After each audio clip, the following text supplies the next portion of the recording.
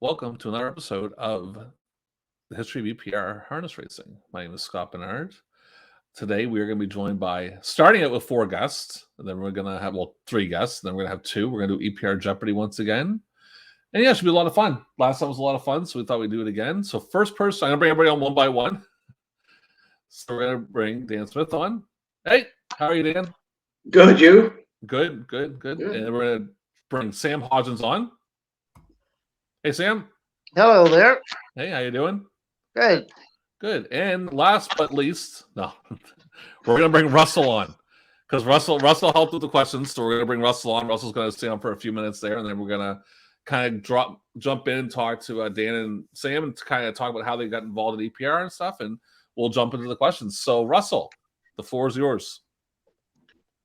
Thanks for coming on tonight, guys. You looking forward to this, are you? Yes, Oh, yeah. Very interesting. You don't look too keen. You better get your memory caps on, Sam and Dan. I don't know. No. It's just as sharp as an eagle. Yeah, that's right. He'll kick my butt. Well, I'm just going to give you just a couple of hints of what's going to happen. Have you guys watched any of the previous podcasts? Yeah, I've watched them. Yeah. Yeah, Okay. I watched a little bit of a few of them. I watched the one with Timmy and Scott the other night. So Yeah. Well, if you've watched any of them, some of the questions tonight are going to be things that we talked about during the podcast. So if you didn't fall asleep and you paid attention, you'll definitely get many of the questions right tonight, guys. So I hope I can remember. yeah, so before I sign off, because I have to go, the Murder She Wrote marathon's coming on soon, so I'm going to leave you guys on your own. But when you read the questions tonight, there's going to be clues in some of the questions, so pay close attention to that. And good luck, and I hope you guys have a lot of fun, and we can do this again sometimes, because Scott and I have had a lot of fun producing the questions and coming up with things that hopefully you guys will trigger some memories in all you guys. So have fun, Sam. Have a nice holiday season too, and Dan, I'll see you probably next week. Okay. All right. Take care, guys. Thanks, Scott. All right. See you guys later. All right. That was awesome. So yeah, so we'll just kind of start out with everybody, because I know Dan because he's the bus driver. I got on the bus one day, didn't even know it was him, and he started talking to me about the site. I'm like, oh, look at that, that's pretty cool. I know everybody, but I mess with people in my time. I can't remember everybody, so that's cool. So Dan, like, talk about your history of EPR a little bit, like what kind of led you to there and what your Just like I said, sort of grew up like every kid in the racetrack, went with their dad to the racetrack, and watched the races and got interested and.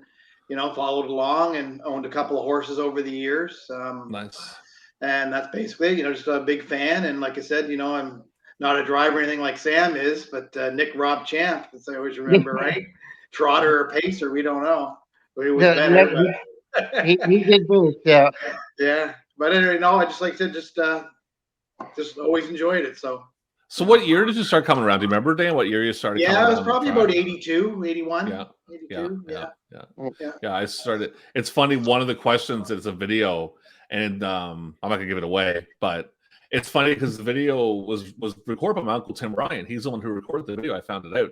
I actually got it from Stephen Twyla. It was in the box of stuff they had, and it's an actual 8mm film with sound at EPR in like the early 80s, and it's one of the coolest things because it's like a shot in the middle of the grandstand. The crowd's just losing it. I'm not gonna give away the race because it'll come up in the question. But it's funny because if in the video, it's actually like a 10-minute video. It's on the YouTube page. If you right before the race, there's 3 little kids standing at the fence, and I'm one of them, and I'm like 4 or 5. It's one of the coolest things. Oh yeah, yeah. And I was the same way. I went around.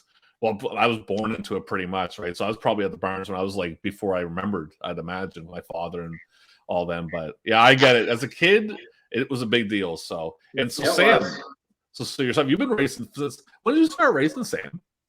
I first started around the racetrack. I guess I was about 12 years old. I was brought around the track by a neighbor, and I actually wasn't on the grandstand side. I was brought right into the horses. and that was about 72. Okay. And I've pretty well been a track ride ever since. I got involved with it, and I grew up with it right through high school years, and stayed with it, and then ended up being able to get involved in it and make a living with it right to this day. So, what year did you start racing horses, Sam? Say I first started coming around the track in 72. I actually started driving in 1976. Oh, okay, so you were there during the boom years. So you started driving during the real big years back then. Yeah, well, we got our license and we started driving, but back in those days, it was like you say in the boom years, there were so many big stables and so many good drivers that the little guy really had a hard time kind of trying to get in. So and really, even when Doug Caldwell ran the place, he kind of discouraged young fellas from trying to get in the game. He didn't want the no name guys kind of getting in there and kind of moving some of the big names off the page. So definitely. Okay, cool. Well, didn't you, Sam, start driving with for Steve Mahar sometimes, and he give you drives? I actually worked for Steve for about 4 years, and I went to the States with Steve. We actually went to Pompano Park in the wintertime for 4 winters, raced in Foxborough, and that's when I started getting some what they call live mounts. Steve used to give me some good drives. So. Yeah. Okay. Awesome. Yeah. Awesome. Super. That's really good. Thank you, guys. So yeah, as you've seen the last one, this one we're gonna do one board of Jeopardy because I kind of just popped in my head I wanted to do it, and so I got one board. We have one full board, and then we have a final Jeopardy question at the end. And it's just like Jeopardy. We have 100, 200, 300, etc. How we do it, we're gonna do it the same way we did it last time, just to kind of give everybody a shot. Say I'm gonna flip. I don't have a coin, so this is gonna look really weird. I'm flipping an SD card. So basically, how it's gonna work is whoever picks, and I guess I'll let Dan pick. You can pick the side with writing on it or the side with no writing on it. That's the way I'm gonna flip it. Okay. Go ahead. No writing. No writing. Okay. So how, for example, say if Dan wins the flip, you get the first question, Dan, and then Sam will get the next one, and we'll just rotate like that kind of thing. Just because we don't want someone running away with it, and then no one gets a shot to guess, right? So I'm gonna flip I don't think anybody be running away. So and so the writing came up. So Sam gets to pick first. I'm gonna bring up the board, and just pretty. It's got a lot of fun, and if it might be worded weird or something like that, but yeah. And we have little videos we're gonna show and all that jazz. And I like the final Jeopardy questions, kind of interesting. So here is the board. And there's all the. Give me 1 second here. I need to fix this. Bear with me a second, guys. I need to take that out, and I need to go back in. Share screen. Try not to beat me by too many lengths, there, Sam. Eh? We'll see how good the memory really is. So Sam, you get to pick first, whatever category you want to go with, and whatever number you want to go with, and we'll. Okay. Why don't we just start with horses for 100? Okay. This horse broke EPR's track record and went on to Moncton the same night to tie their record. That would be, let me see, that was Elmo White, had it, Webby's horse, Andy's son. You are correct. You are correct. Okay, give me a second, guys, because I need to go. I'm kind of Elmo would be quite proud of me remembering that horse and him, so. Yeah, no, I've heard the stories. I need to get there. We go. Oh, here we go. Hold on a second here. Give me a second, guys. I'm gonna have to edit this out because I'm kind of all over the place here. So give me 1 second here. You'll get that, Sam. Don't worry. I just gotta go in here and fix that. Well, what it is that I need to get your points calculated, right? So give me 1 second. We'll just kind of. So I guess we'll have to call the judges on that one. Yeah. Here we are. Hold on a second. Let me, because the points have to be calculated. But I'll remember what one it is, and I can edit out. I can edit the dead air that we're gonna have here. That was definitely somebody that would have given you a lot of stories in the time when Elmo was still around with us. He was full of stories. That man. Yeah. His daughter is a sweet lady. I gave his daughter a couple of his wins that I had, and she was really excited about that. Oh, yes. He's really excited to see that. Okay, let's go back on the share screen. And there we are. Super. Okay. So 100, you got that, Sam, and I'll give you 100 for that. All right. So it's your turn now, Dan. There's the list, and you pick whatever one you want. Let's try drivers for 100. All right. Scotch Gallman and Columbo Sealster, who were two famous invitational horses from EPR, were both driven at least once by this well-known and powerful driver from St. John. I would say Willard Carr. That is incorrect. Nope. It's you can steal, Sam. That's other too. If you get it wrong, he can steal. No. Trying to think. Not many people drove old Scotch Gallman more than either Billy or Bill Senior. Yeah. Columbo Sealster. That's a hard one. Trying to think how they would cross, but Willard would have been my first choice too. But how about Darryl Pierce? Mike Doyle. Because and that's a Russell thing. As you see, that powerful, when he says powerful, like Power Baron. That's so I'll give you guys that's a little hint. I'll give you guys a little hint like that. Like Russell loves doing that. So if you see that like little hints, he'll drop little hints. Yeah, when he All right, so it's your go, Sam. Okay, let's go with races for 100. Oh, okay. This race is sponsored by the beer. Don't answer it yet because I'm going to show you the clip. So bear with me a second here. And the clip is coming up.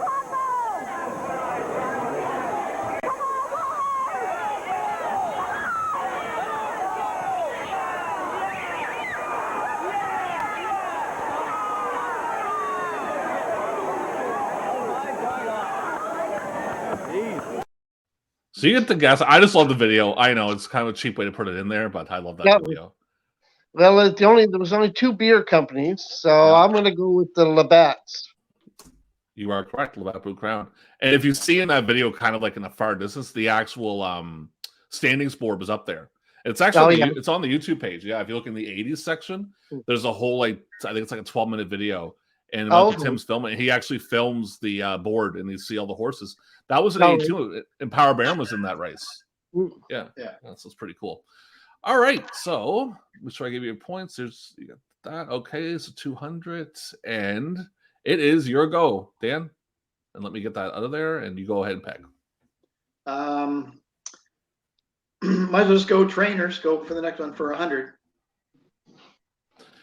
This female trained many of the top horses from Mike Downey's stable from the 1970s till today. This female trained.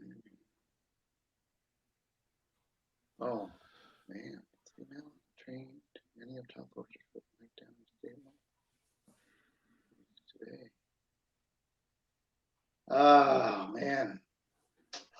I didn't notice either. This is Russell's question. Susan Downey? No, that's incorrect. Sam? Ellen Stevenson. Ellen Stevenson, yes. You are correct, Sam. Yeah, a member of they had a stable together, Mike, Ellen, and Susan, or they ran it. It was called the EMS Stables. Ellen, Mike, and Susan. Nice. Okay, so Sam, it's your shot. All right, let's do trainers for 200. This famous Ontario trainer / driver campaigned a modest stable at EPR in the mid-1970s, around the mid-1970s. Famous Ontario trainer. How about Carl Jameson? You are correct. Okay. You're flying right through there, Sam. Yeah. Dan, too. You're in my wheelhouse. You're hitting my heydays. So. It's your shot, Dan. Go ahead. Okay, let's go drivers for 200. This mainstay at EPR during the first half of the 70s returned to Atlantic Canada in the late 80s, campaigning top horses, Slick and Easy, and Nightly Glib. Oh, Bob Stevenson. You are correct. Well, there you go. You're on the board. Okay, so you guys are flying through this. It's your go there, Sam. Let's go with horses for 200. Okay, this is fun. This was Marcel Barrow's favorite horse. I'm using quotations when I say favorite, like sarcasm. Yeah. Aubrey Wood was not a huge fan of this horse either. Marcel mentioned it on this podcast, and then Aubrey mentioned it too. I mean, Aubrey did not like this horse. All right, I didn't catch much of Marcel's, but I'm trying to think of the horses that Marcel would have had that he might not have liked. I'm trying to think of one of the what was the name? Flashabout. Nope, that's incorrect. Dan? I'm just going to take a guess here because I'm trying to remember the podcast now, but it wouldn't have been Silent Class, would it? No, it was Traded Mirror. He hated that horse. He talked on the podcast how the horse scratched him up. And then Aubrey talked about how I think the horse, what did he say? I don't know. The horse messed up a whole race one time. So Marcel didn't care for that horse. And Aubrey, and I'm pretty sure nobody liked that horse. Man, Russell in the podcast, Russell talked about that Trading Mirror to Marcel a lot. So yeah, he did not like that horse, and that's kind of like on me because when I actually did the Marcel podcast, how I did is I edited it and I kept seeing that specific spot. So yeah, I kind of do about it. All right, Dan, is it your go, right, Dan? Yeah. Go ahead. Let's go races for 200. Might as well just keep going. Okay, what number Provincial Cup was this? And I'm going to throw up the video, so here it comes. It is Winner's Accolade. Pearl's Pocket on the outside. Angel's Shadow is drawn third. Supreme Jade is fourth. Daddy Warbucks going up to fourth. Supreme Jade is fifth. 128 and 4 by the 3/4. Into the top turn, Winner's Accolade. Look who's at his wheel. It is Angel's Shadow, and he's coming on. Daddy Warbucks to the outside. Pearl's Falcon on the inside. They swing for home.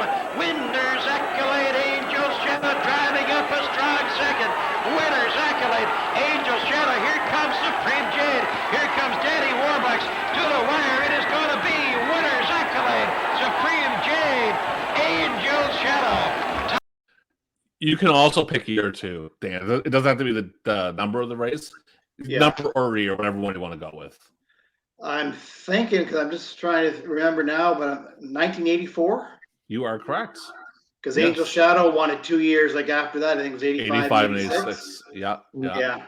And I love that race, like because I found that was in the list stuff that Steve had given me, and the crowd. I don't know if they mic'd the crowd on purpose. But the crowd was going absolutely crazy, and there were huge crowds back then. Like you couldn't even get in the grandstand sitting up top. It was so packed, right? Like, and that's I wouldn't say the dying years was 84, but Sam, you guys can both say this. Like Sam, back in the 70s, I mean, like the Alexander Memorial from like 78. Would you say wall to wall people in the place? Oh yeah, when you're talking 78, 79, 80, all those years, like you say, there was you couldn't get in there. Like Dan said. If there was a spot in the grandstand, you stayed in that spot all night. So wow, yeah, I got a picture up. I'm looking right at it, actually up on my because I'm in my dining room doing this, and it's the finish of the 78 Alexander with Scotch Gorman in the front, and then I have the 76 Alexander trophy like right next to me. So and I have a picture of my father on the other side of it. So all right, so that's good. We're pretty close. 500 for Sam and 400 for Dan. Sam, it's your go. Let me know what one you want to grab. Okay, why don't we go with trainers for 300? All right. John Davies, longtime trainer at EPR, always mentioned this as one. This was of his all-time favorite horses. Sorry, I was just kind of reading. That was weird. Excuse me. This chestnut horses from Nova Scotia had much success in the Sire Stakes and individual invitational races in the 1970s. Oh, I think I'm trying to remember the horse's name. I think this is the horse that he made 70s, late 70s. I'm trying to think if this might have been the horse that he bought off of Phil Pinckney, because he was a Sire Stake horse and then went on in the invitationals. Charlotte's Den. No, that's incorrect. And? I can't even hazard a guess, to be honest. Okay. Yeah. I'll put it up there then. Maple Leaf Robbie. Oh. That was a horse, yeah. Never really heard of that horse. Yeah. Yeah, he was I think he was big in the invitationals, like with I've seen his name doing the research with Scotch Gorman and stuff. I've seen his name a bit I have a Scott's Gum scrapbook right there. I have a bunch of stuff in front of me. All right. So, Dan, it's your shot there. Let's go horses for 300. This EPR standout was a top stakes and then invitational performer in the late 80s. Some would say he could pace on water. What was his name? Oh, the EPR standout was top stakes and then invitational.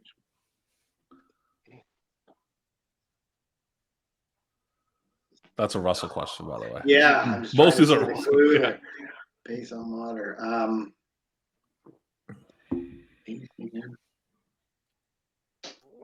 gonna say he could pace on water.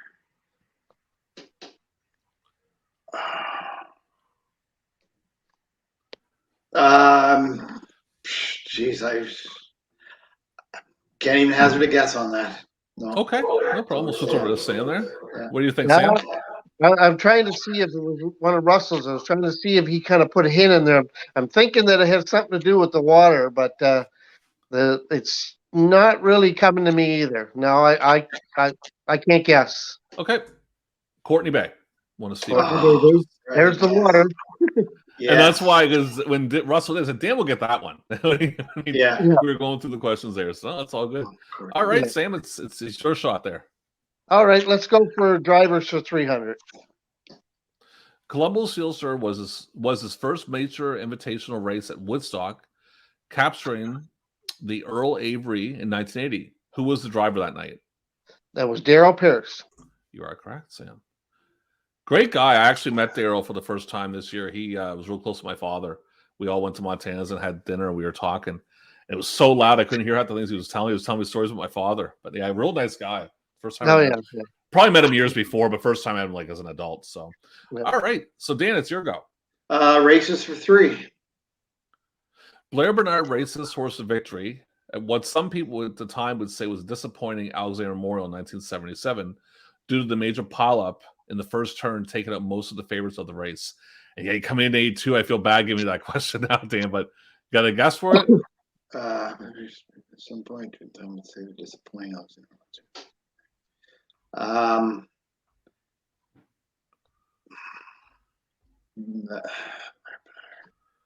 No guess. Okay, Sam.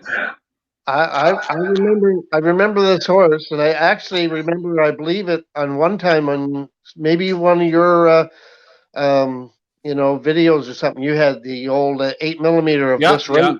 And I later got it restored. I got it restored by a guy in Halifax. So yeah, I'm getting it restored again, which is funny. He's doing another restore to it to make it even better. But I remember the horse, and I remember but I don't remember his name. Okay, it's Tasty Treat. Tasty Treat, yeah. Yeah, and I heard that story from my grandfather when I wasn't even born yet when that happened, but I heard the story of Scotch Gallman going down the turn.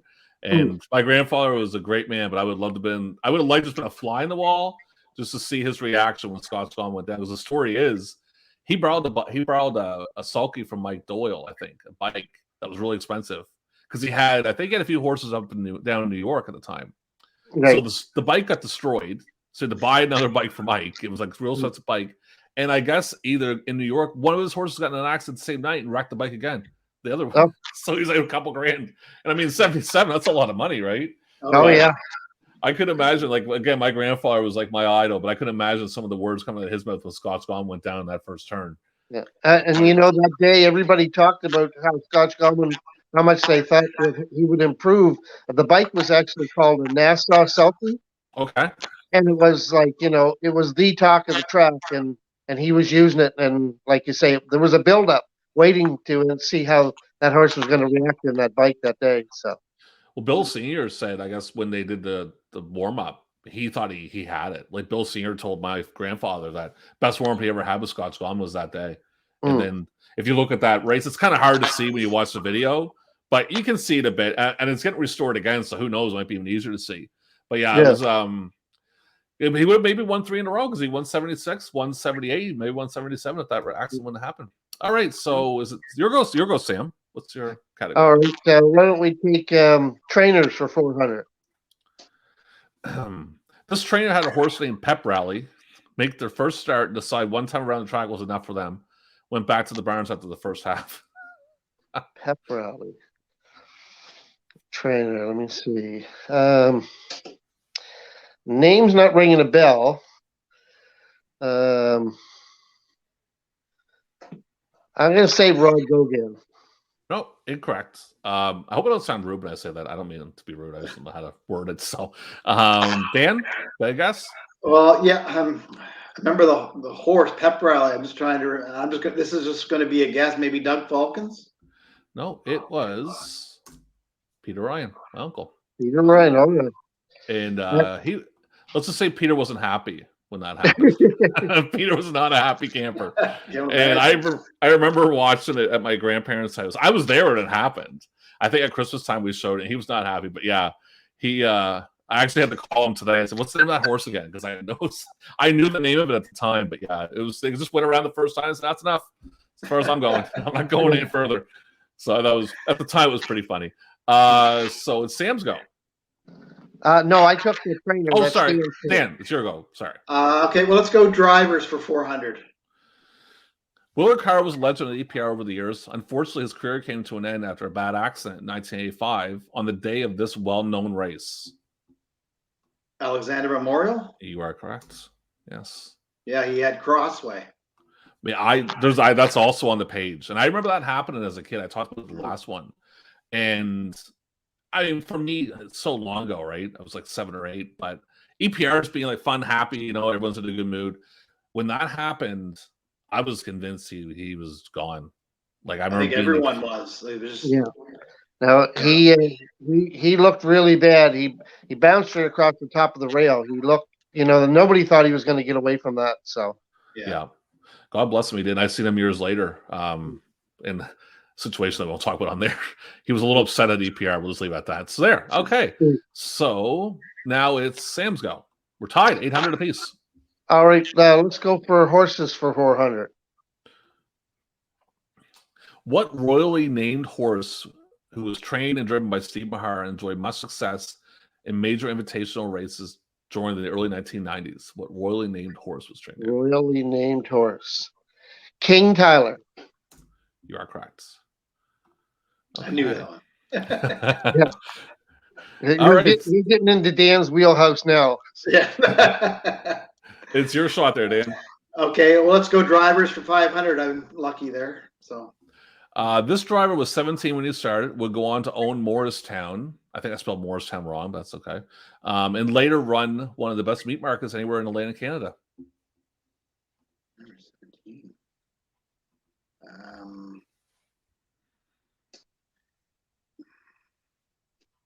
He might have been 16 when he started, by the way. I don't know about that, 17 or 16. I don't have a clue. Okay. Sam? Yes, he was one of my best friends when we were in school together, Blaine Henderson. Yeah, it is Blaine. Love Blaine. Great guy. I remember going up there and getting meat from him and getting tons of it and going, there's no way it's this cheap. His father had many, many good horses over the years. Yeah. He told me a story that when I don't like to bring up the accident with Francis, but it's well known that I guess his mother wasn't a big fan of him driving after that happened. Kind of wanted him away from it. So I think that happened to a lot of people. Okay, I'm losing track of who's next. Who's next? Sam. Okay, go ahead, Sam. Okay, why don't we go with horses for 500? Two top invitational horses from the early 80s both had the title of a house servant in their names. Who were they? House servant. In their names. 80s, house servant.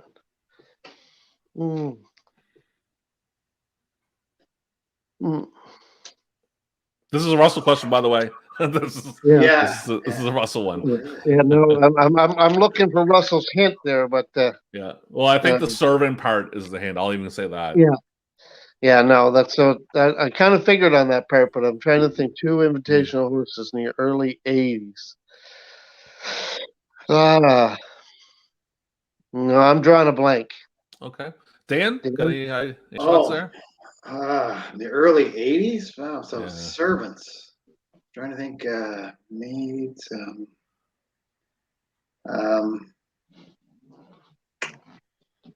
No, I can't hazard a guess. Okay, I'll give one hint, and I'll just tell you what it is. One that won the Gold Cup and Saucer. Won the Gold Cup and Saucer? Henry Butler and the Butler Machine. Oh, Okay. yes. I probably should have guessed that. I groomed Henry Butler when they won the Gold Cup in Sausage. So That's what Russell was like. If he doesn't get that, yeah, Yeah, I thought I was bad. So, yeah, that's right. Yeah, that looks bad on me there. Yeah. fair enough. It's okay.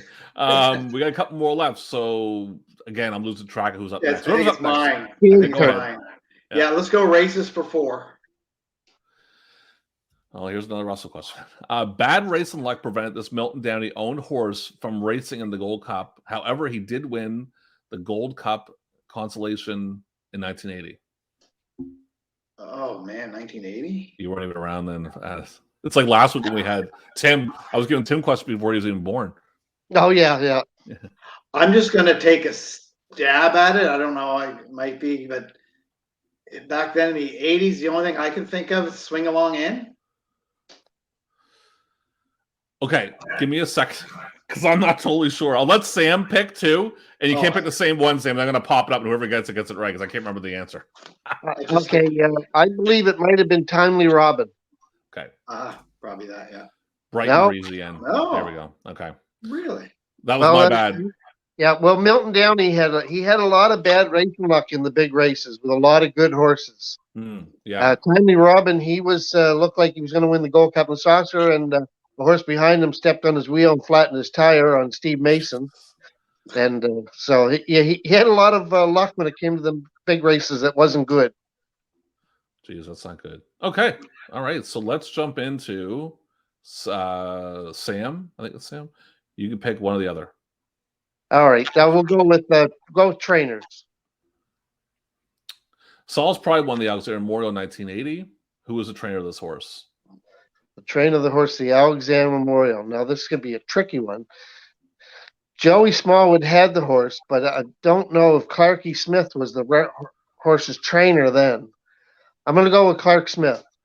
That's incorrect. And it's your shot there, Dan, to pick. Oh, well, let's probably go Rod Gauguin. Joey Smallwood. He was also the trainer. I thought you were going to take it from me, Dan. I gave you Well, the answer. My mind went blank there for a minute. Yeah. I guessed it, and then I took it away. So. Yeah. Okay. So last one for you, Dan. And this is actually going to be a daily double. This is a daily double, so you can bet once. I don't know how does daily double work. Do they actually bet beforehand, or they bet? You usually bet before you see what the question is on Jeopardy. So.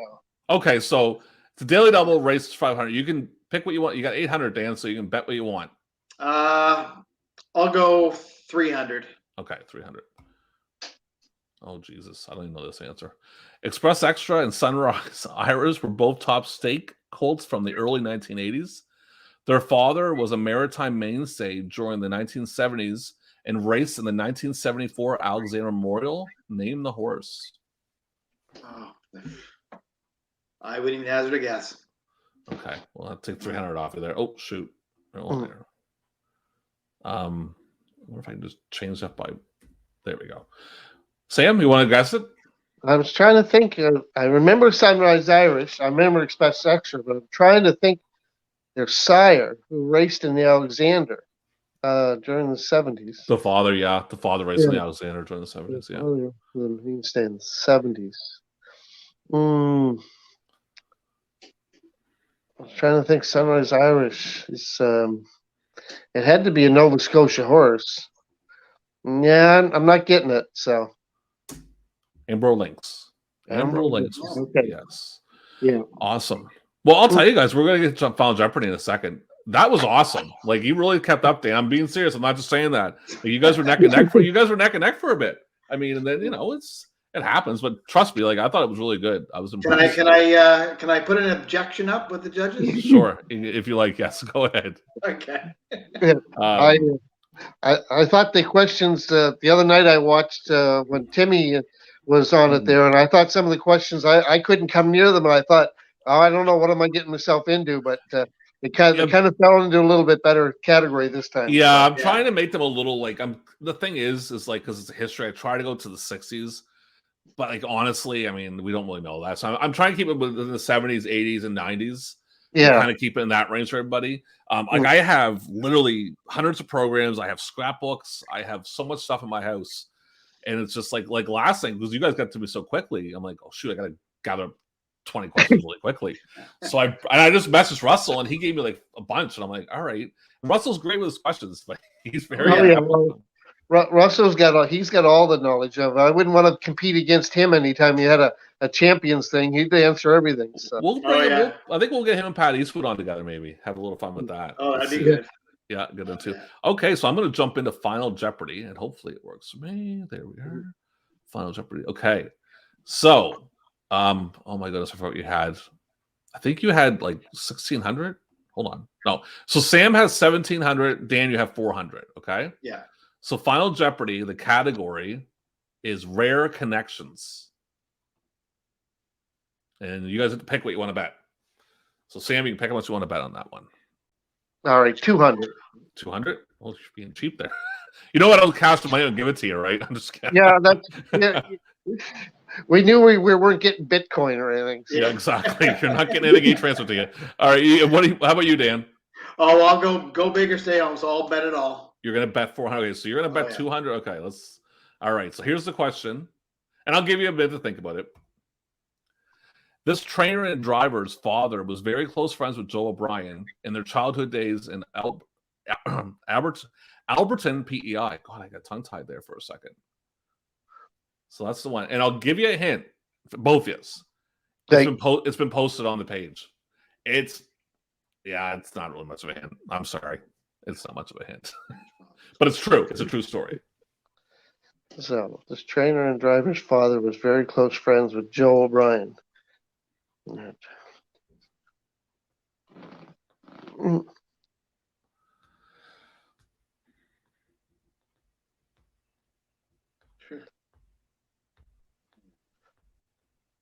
yeah, you can just guess. Just throw somebody at the. Well, if we're going to play the guess, is it a driver that's in like here in St. John, or was in St. John? He was in St. John. Yeah, I'll put it this way: he was in St. John. Ended up going to the States. He's no longer with us anymore. He drove in St. John. He's no longer with us? No, he drove in St. John in the 70s and 80s. Went to the States. No longer with us. Yeah. Didn't drive. Okay, I'll give you a better guess. How about this for both of us? Well, I think I know a guess. Go ahead. Wally Hennessy? I don't know. Wally's still with us. No, this person's passed away. Oh, okay. Yeah. Yeah. So what were you going to say there, Scott? I'll let Dan. I'll give you another shot there too, just because maybe you didn't hear what I said. So I'll give you another shot. Yeah. The person, he didn't drive in the United States. He just trained. Like he trained in the United States, and he drove here, and he's no longer with us. Exactly. Okay. I'm just trying to think who that we don't have around anymore, but I'm not even. Unfortunately. Some of the trainers I was thinking did drive in the States. Okay. How about Jimmy Doherty? That is no. He drove in the States. He drove lots in the States. What are we talking about? Yeah. It's all good. No, it's worth a guess. What do you think, Dan? Yeah. I don't know. I have no clue. Okay, that's okay. I'll drop it for you guys. Oh, I'm in the wrong one here. Terry Bernard, my father. I use my father. Yes. His father. Oh, yes. Yeah, his father was friends with Joe O'Brien, like when they were kids. Okay. Yeah. No, you got us there. You had us in that one. No, I knew that he didn't drive in the States. I knew he trained down there and stuff. But no. Yeah, there's one other thing here. You can ask Russell sometime. Okay. Ask him if he knows what Dan and I have that we've both done in common. Now we're on different sides of the fence, but we've done the same thing. I don't know what Dan probably knows. I know what it is. Yeah. Do I find it? Do I ask Russell and he just tells me? Is that how this works? You can ask Russell. Dan already knows. You can ask Russell if he knows what the both of us have done in common together, Okay. or not together. We've both done the same thing. Okay. No, I will Yeah. definitely. So I know like that was only one board. We'll do it again because I mean. Oh no, that was fun. I enjoyed that it. was a lot of fun. I found it very very very good. And I was quite surprised that I actually had my own memory kind of had a few of them there that I remembered. A couple that is a little embarrassing. Didn't remember is my own horse, but Well, that was the gift. That was almost like I think Dan was the same thing with Courtney Beggs. That was given for him almost, right? Yeah. That's what Russell was saying, and I think Henry Butler was given for you. But it's I'll tell you something. Like for me, like I know a lot about harness a little bit. Me and my friend were big wrestling fans as kids, and we do a podcast about wrestling on a different network. And he'll come to me and ask me a question, and I'm like, I don't know. And then it's just your brain almost just doesn't want to tell you sometimes, right? It kind of kind of starts off for you. But that was great, guys. No, that was awesome. I'll put it up on the page. Everyone will see it. And I appreciate everybody coming on and telling the stories. And let's hope, the spring will kick in. We'll get some more race down to EPR. I was a big fan of that big 11 race car we had in the summer. That was great. We remember when 11 races was a small card. So I seen some of them 90s ones I was recording had like 12, 13, and like even this, like looking at them old articles in the 70s. Seeing like 12 races, you have like 12 or 13 other eligible horses too. Well, on top of that is there back when we had our exhibition weeks, we used to race 2 days on the week, afternoon and night. So wow, really? Yeah. Oh, they used to go every night at one time, Monday right through, right, 2 on Saturday, and then every night, and then 2 on the other Saturday. Yeah, that's right. Yeah. I remember being a kid and the Saturday. Because you had the Provincial Cup Friday night, so I'd be down there for that, and that'd be my stay up late night because I'd be like 7 or 8.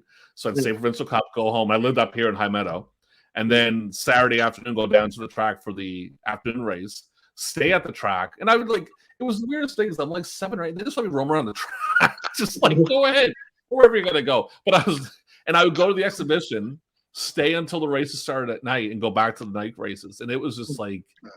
It was some crazy memories. I remember just loving that as a kid. We all did as kids. I mean, I think Dan can confess when he was a kid. And even like it was a big deal. And I love like when I go down now. I was down for one of the cards, and there was a couple like people. The kids were so into it, right?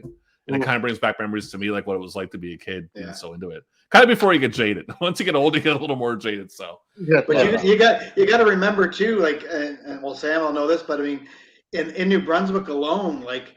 On Mondays, they would race in Fredericton. Yeah. Tuesdays in Moncton. Wednesday, St. John. Thursday, back in Fredericton. Friday was off. Then they'd race Saturday afternoon in St. John and Saturday night in Moncton. And there was no horses like traveling back and forth. They all had their own stock. Yeah. Back then. Right? Oh, it was. And us as kids, we tried to take all the cards in. Whoever you could get a lift with to get to the races, you jump in every car and head right to every race card. So I remember being in Fredericton vaguely with my father. He was up there in the mid '80s before he ended up going to the States. I remember going there with him once. Never went to Moncton. Never been to Charlottetown. I've never been to Charlottetown before. I was going to go this year, but COVID kind of stopped that idea. But hopefully we get back to somewhat normal. But no, that was great, guys. I really appreciate you coming on, and I'm going to go ahead and put it all together and throw it up on the page. And remember, if you reach out to some of those fellows sitting around there now that that have all the answers. Give them a challenge. Tell them to get on board there. Show them that it's not that hard. That I can do it. They can do it. So. Oh yeah, and trust me, the guys that are like the guys that know everything, I'm gonna get a couple of them guys on. I'm really gonna dig deep into my stuff for them. It's like. Just watch it live at Exhibition Park.